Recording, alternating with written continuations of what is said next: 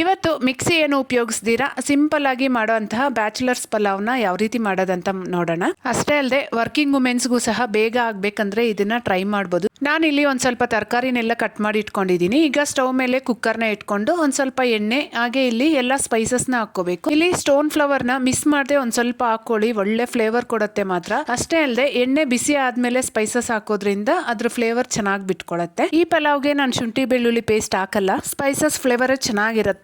ನಂತರ 3 ಹಸಿಮೆಣಸಿನಕಾಯಿ ಚೆನ್ನಾಗಿ ಫ್ರೈ ಆದ್ಮೇಲೆ 1 ಈರುಳ್ಳಿ ಕಲರ್ ಚೇಂಜ್ ಆಗೋವರೆಗೂ ಫ್ರೈ ಮಾಡ್ಕೊಂಡು ಪಲಾವ್ಗೆ ಹಾಕೋ ಬೇಸಿಕ್ ತರಕಾರಿಗಳನ್ನ ಹಾಕೊಂಡು ಹಾಗೇನೆ ಸ್ವಲ್ಪ ಬಟಾಣಿ, ಒಂದ್ ಸ್ವಲ್ಪ ಪುದೀನ ಸೊಪ್ಪು ಸಹ ಹಾಕೊಂತ ಇದ್ದೀನಿ. ಇದೆಲ್ಲ ಫ್ರೈ ಆದ್ಮೇಲೆ ನಾನು ಚಿಕ್ಕ ಟೊಮೆಟೊ ತಗೊಂಡಿದ್ದೆ, 5 ಹಾಕೊಂಡಿದ್ದೀನಿ. 1 2 ರಿಂದ 3 ಹಾಕೊಂಡ್ರೆ ಸಾಕು. ಹಾಗೆ 1 ಸ್ಪೂನ್ ಧನಿಯಾ ಪುಡಿ, 1 ಸ್ಪೂನ್ ಅಷ್ಟು ಬಿರಿಯಾನಿ ಮಸಾಲ ಇಷ್ಟು ಹಾಕೊಂಡು ಟೊಮೆಟೊ ಸಾಫ್ಟ್ ಆಗೋವರೆಗೂ ಫ್ರೈ ಮಾಡ್ಕೊಂಡಾದ್ಮೇಲೆ 1.5 ಗ್ಲಾಸ್ ಅಕ್ಕಿ, 3 ಗ್ಲಾಸ್ ನೀರು, ರುಚಿಗೆ ಬೇಕಾಗಿರೋಷ್ಟು ಉಪ್ಪು ಹಾಕೊಂಡು 1 ಕುದಿ ಬಂದ್ಮೇಲೆ ಮುಚ್ಚಳ ಮುಚ್ಚಿ 2 ವಿಷಲ್ ಕೂಗಿಸ್ಕೋಬೇಕು. ನಾನ್ ಮಾಡಿರೋ ರೈಸ್ 4 ಜನಕ್ಕಾಗುತ್ತೆ. ಬಾಯ್ ಬಾಯ್.